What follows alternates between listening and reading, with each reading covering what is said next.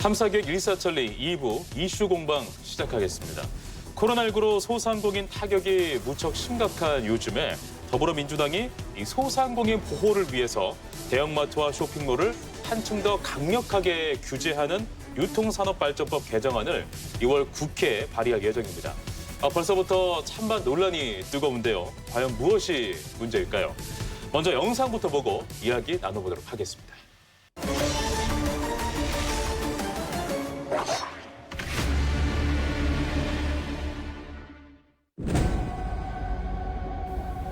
더불어민주당이 2월 임시국회에서 유통산업발전법 개정안을 처리할 것으로 알려져 논란이 되고 있다.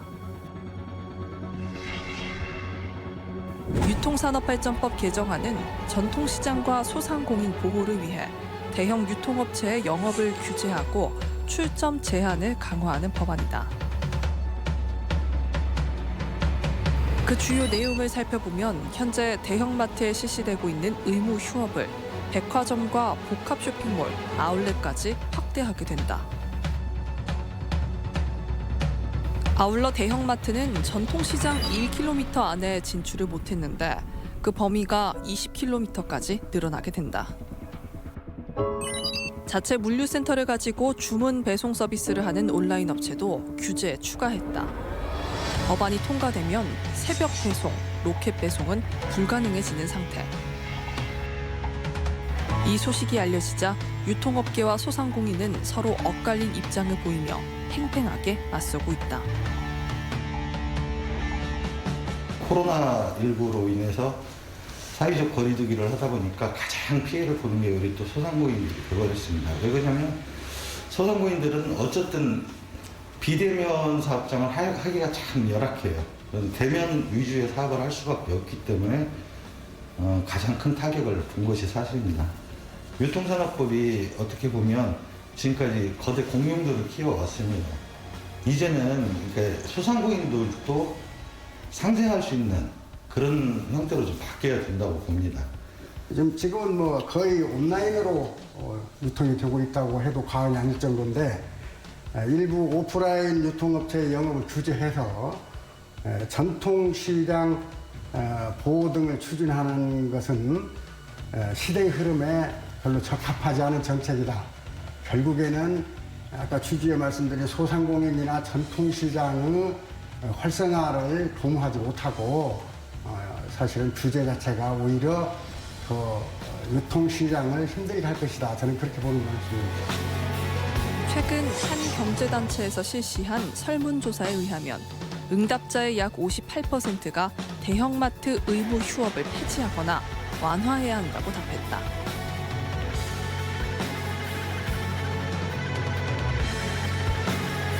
또한 대형마트가 휴업하면 어디를 이용하냐는 질문엔 슈퍼마켓을 가거나 다음 대형마트 영업일까지 기다린다는 응답자도 과반수를 차지했다.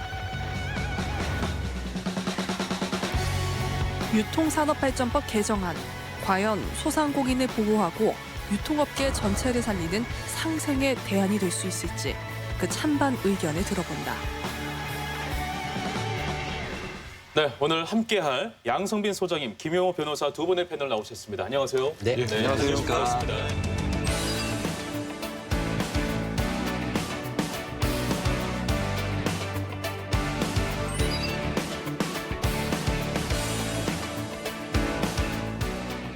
자, 유통산업발전법 개정안 내용을 봤는데 현행보다 훨씬 더 강화됐습니다. 일단은 단도직입적으로 여쭤보겠습니다. 양성빈 또 김용호 두 분의 패널은 이 개정안에 대해서 어떤 의견을 갖고 있는지 먼저 소장님부터 의견 들어볼까요? 네, 이번 유통산업발전법 개정안이 유통대기업 규제법이다. 네. 그리고 이렇게 어려운 시기에, 코로나로 어려운 시기에 이런 개정안을 심의해야 되는지에 대한 논란이 많이 있는 걸로 알고 있습니다. 하지만 네. 전통시장과 소상공인 보호라는 측면에서 저는 개정안에 찬성하는 입장이고요. 네. 반드시 개정이 되기를 좀 바라는 입장입니다. 네, 찬성의 입장이고요. 네. 변호사님은요? 저는 일단 반대입니다. 네. 기존에 사실 없던 대형마트 그 의무 휴업을 한 달 이외에 이것도 생겼었는데 과연 그거에 대한 효과가 얼마만큼 있는지 사실은 분석이 되지도 않았습니다. 그리고 현실적으로는 그거에 대해서 긍정적인 원래 그 당초 목표로 했던 그 목적을 달성했다라고 보는 그 자료도 사실 나타나고 있지는 않습니다. 네네. 이런 상황에서 규제만 더 강화한다면은 이 불편함은 오로지 다 소비자, 시민들의 몫이다. 그래서 지금 규제가 능사가 아니다 이렇게 네. 생각을 합니다. 네, 알겠습니다.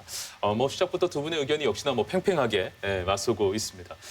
지금처럼 이렇게 경제가 얼어붙은 상황에서 하필 더 규제를 강화하느냐라는 어떤 볼멘 소리를 하는 부분도 분명히 있습니다. 이 부분에 대해서는 어떻게 생각하세요? 네, 유통산업발전법이 지금 이 시기에 나왔던 것이 아니고 예. 매 국회가 개원되고 나면 가장 많이 발의되는 법안 중에 하나입니다. 네네. 그래서 19대 국회에서는 65건 정도의 유통산업발전법 개정안이 있었고 그다음에 20대에는 42건, 그다음에 이번에도 16건 정도 개정안이 발의가 됐어요. 그래서 이주환 의원이 발의한 뭐 이제 유통산업발전법 개정안을 필두로 해서 최근에 국민의힘이죠. 최승재 의원님까지 16개의 법안이 발의를 됐습니다. 근데 네. 시간적으로 현재 코로나 전국과 맞아 떨어진 것이지 지금 현재 문제는 아니다. 그래서 이게 결국 전통 시장과 소상공인들을 보호하기 위해서 꾸준히 노력해 오고 있다. 저는 그렇게 말씀을 드리고 싶습니다. 네, 알겠습니다. 좀 반박의 말씀을 해주실 것 같은데요. 예, 뭐 과거에는 이거에 대해서 활발한 토론을 좀 많이 했었습니다. 국회에서 개정안이 발의가 됐을 때. 예. 하지만 지금은 토론 사실 무시하고 이번 임시국회, 2월 임시국회에서 무조건 민주당은 통과시키겠다는 입장이거든요. 이거는 4월 재보선 선거를 앞두고 전통시장과 소상공인들을 위하는 척하기 위한 개정안을 갖다가 통과시키는 그 뭐 날치기다. 저는 이렇게 좀 생각을 하고요. 예. 현실적으로 그냥 관념적인 느낌 말고요. 감성적으로 이렇게 하면은 전통시장과 소상공인이 살겠다는 느낌 말고 과연 이 법안을 통과시킴으로써 얼마나 큰 효과가 있을지 이거에 대한 첨사진은 없습니다. 계획이 없습니다. 예. 그림이 없습니다. 이걸 갖다가 밀어붙인다는 거는 저는 그냥 표를 의식한 포퓰리즘에 불과하다. 네. 저는 이렇게 생각합니다.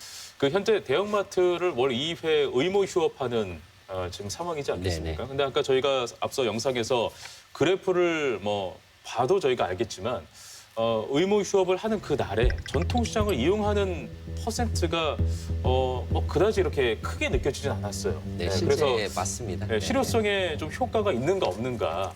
네. 그 대형마트를 규제한다는 것이 전통시장으로 그 이제 자본을 유입하는 실질적인 효과는 없는 것 같다라는 것이 또 이렇게 그래프에서 보여지고 있는데 그 부분에 대해서는 어떻게 생각하십니까? 실제로 여러 가지 상황이 있을 수 있을 것 같습니다. 그냥 단순히 뭐 대형마트를 규제를 하면 전통시장이 살아날 것이다. 그래서 유통산업발전법을 개정을 한다. 네. 그런 차원은 아니고 네. 아까 우리 김 변호사님 말씀하셨던 것처럼 어떤 뭐 선거를 위해서 이런 법을 임시국회에 뭐 바로 처리하겠다 그런 게 아니라 아까 제가 말씀드렸던 것처럼 매번 유통산업이라는 거에 대해서 다들 모든 정치권들이 고민해 왔다는 거예요. 어떤 민주당만 고민하지 않고 뭐 국민의힘만 고민하지 않고 소수 정당들도 거의 대부분이 다 고민을 하고 있습니다. 그리고 가장 서민적인 그런 우리 전통시장, 소상공인들을 위해서 노력해왔던 게 좀 표로 이렇게 말씀하시는 건 좀 매우 유감스럽다. 저는 그렇게 말씀을 드리고 싶어요. 그래서 우리가 대형마트를 규제를 지금 하고 있는데 규제를 하면 그러면 영업을 의무 휴업을 시켰으니 그러면 그 다음에 전통시장을 가지 않고 기다렸다가 그 다음 날 간다든지 뭐 그런 것들 그래서 효과가 미미하다고 할 수는 있지만 네. 여러 가지 정황상 역성장을 하지 않은 것만으로도 또 이 규제에 효과는 있었다. 저는 그렇게 보여집니다. 그리고 지역적으로 신규 택지지구라든지 주택지구, 그다음에 뭐 상업지구 이런 데 지역적으로 또 효과들이 많이 나타나요. 네. 차이가 있어요. 그래서 그런 것들을 좀 세분화시켜서 볼 필요도 있다. 저는 그렇게 좀 말씀드리겠습니다. 네, 알겠습니다. 이마저도 하지 않았으면은 훨씬 더 많은 피해를 봤을 것이다. 그렇죠. 아. 네네. 거기에 대해서는 어떻게 생각하세요? 근데 오히려 그런 뭐 긍정적인 면을 저도 부정하는 건 아닙니다. 다만 국민들, 시민들 그리고 대형 마트라든가 쇼핑몰이라든가 이런 곳에 입점해 있는 또 다른 소상공인도 있습니다. 이런 분들의 불편과 불이익을 통해서 만약에 일부의 불이익이 큰 이득을 가져온다면 전체적으로 그런 거는 어느 정도 감수해야 될 수도 있습니다. 하지만 지금은 역성장을 방지하는 데 효과가 있다라는 거 사실은 크게 효과가 없다는 거거든요. 그것 때문에 더 많은 또 다른 분들이 피해를 보거나 불이익을 감수해야 된다는 거는 사실은 이건 오히려 유통산업을 발전시키는 게 아니라 유통산업을 저해시키는 거다 저는 그렇게 생각을 합니다. 뭐 생각의 차이일 수는 있습니다. 아까 얘기했던 것처럼 복지 정책을 하더라도 모든 사람이 똑같이 수혜를 입지는 못하거든요. 그래서 복지 사각지대라는 말이 많이들 나오잖아요. 그래서 다들 알고 계시겠지만 어떤 정책을 하나를 한다라고 해서 그 사각지대가 없이 완전히 해소되지는 않거든요.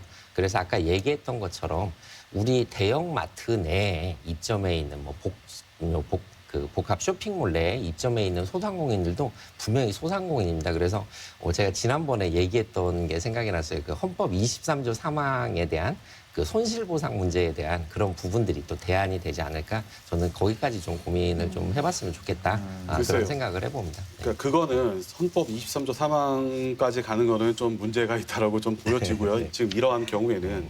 근데 저는 그래요. 과연 이 입법을 하는 정치인들이 얼마나 전통시장을 갖다 이해를 하고 있는지 저 사실 의문이거든요.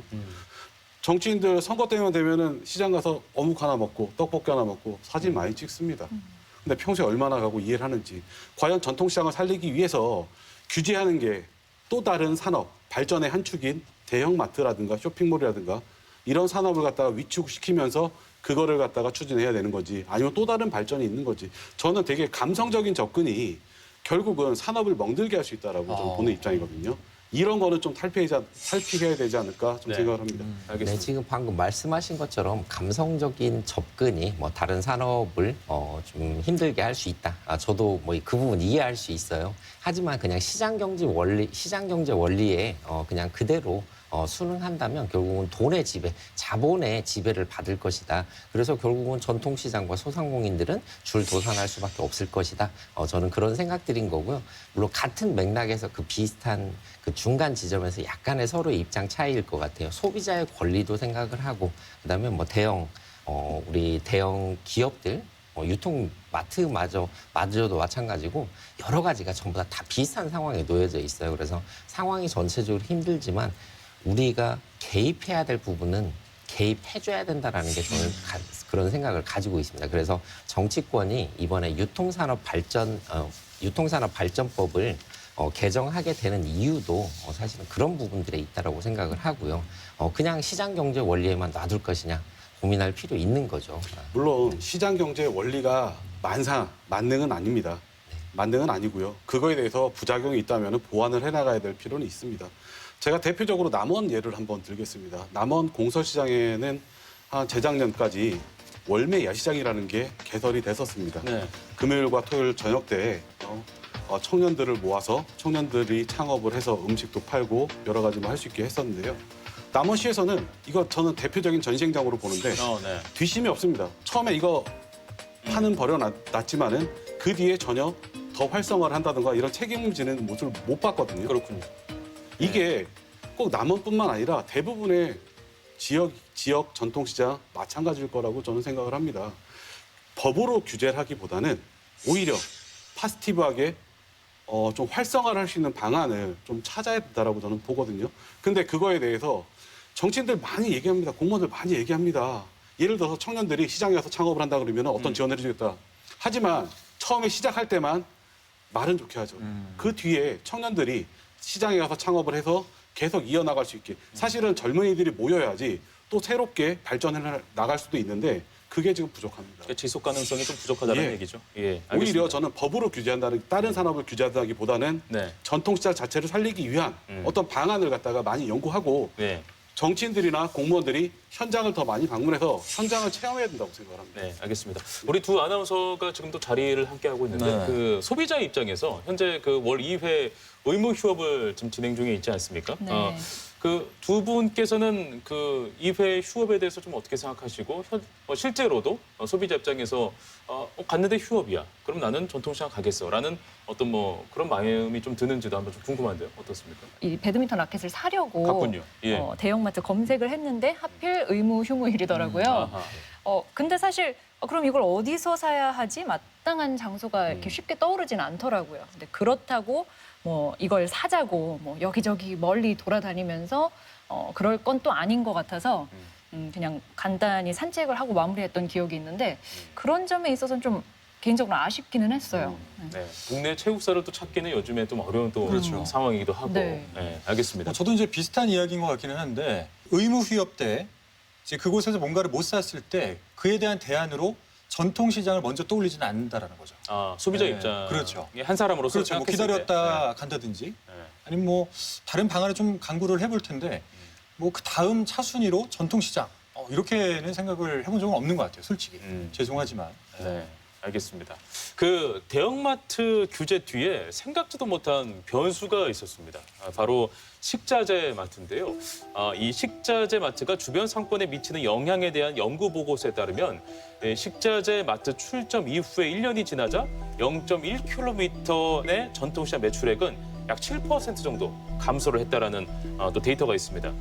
전통시장과 골목 상권을 서서히 압박한다라고 이렇게 좀 전해가고 있는데 식자재 마트에 대해서는 좀 어떻게 생각하시는지 이 부분도 좀 궁금해요. 양성민 소장님부터 말씀해 주실까요?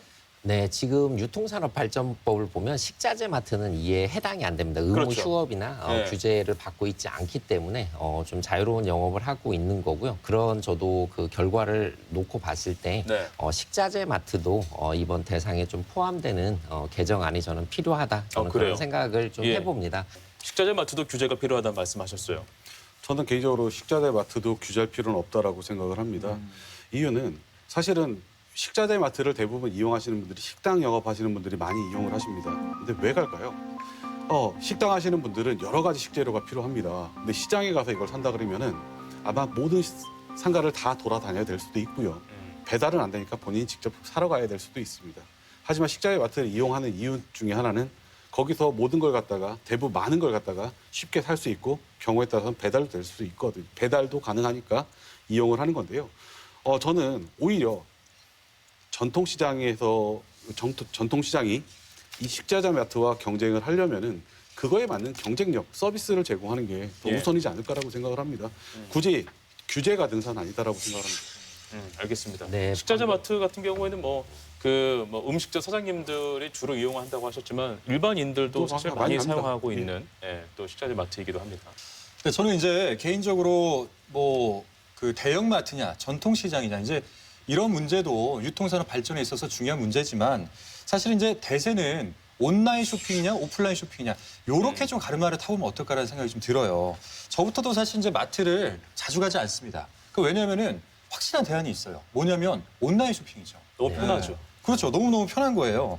근데 여기에 대한 온라인 쇼핑에 대한 뭐 규제 이런 거에 대해서는 어떻게 생각하시나요? 저는 개인적으로 온라인 쇼핑 규제도 좀 반대를 합니다. 온라인 시장이 발달하면서 하나 특징이 좀 생겼다라고 합니다. 청년 창업자들이 아이디어 상품으로 성공을 거둔 경우가 많이 있었습니다. 네, 그렇군요. 예. 그냥 오프라인 시장에서 기존의 제품과 대결을 했을 때 분명히 장점은 있지만은 인정을 못 받던 제품이 TV나 홈쇼핑이나 온라인을 통해서 사실은 히트를 쳐가지고 성공을 했다는 얘기도 많이 들었거든요. 네. 그리고 지금은 이제 한참 넘어서서 새벽 배송 같은 것도 많이 있잖아요. 이게 삶에 많이 도움이 된다라고 저는 생각을 합니다.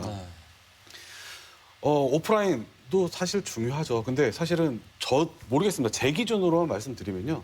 대형마트나 시장에서 살 거 구분되고요. 온라인으로 살 거 사실 구분이 됩니다. 이 상황에서 굳이 어느 한쪽을 갖다가 규제하는 거는 사실은 좀 바람직하지 않다라고 보여지고요. 온라인 시장은 온라인 시장대로 나름의 역할이 있고 그래서 내수 시장을 활성화하는 역할도 있기 때문에 예를 하나 더 들자면은 장수 사과 온라인에서 많이 팔립니다. 우리 양성민 소장님 고향이 장수신데요. 네. 남원 같은 경우도 추어탕 온라인으로도 많이 팔리거든요. 그렇죠. 예, 이거 사실은 오히려 저는 활성화해야 된다고 보고요. 그리고 뭐 이 전라북도 지역은 새벽 배송 이런 게 아마 지금 없는 걸로 알고 있는데 수도권은 많이 있습니다. 네. 새벽 배송 사실 저도 받아보고 싶거든요. 아침에 신선한 샐러드 한번 먹어보고 싶고요. 여러 가지 바람이 있는데요.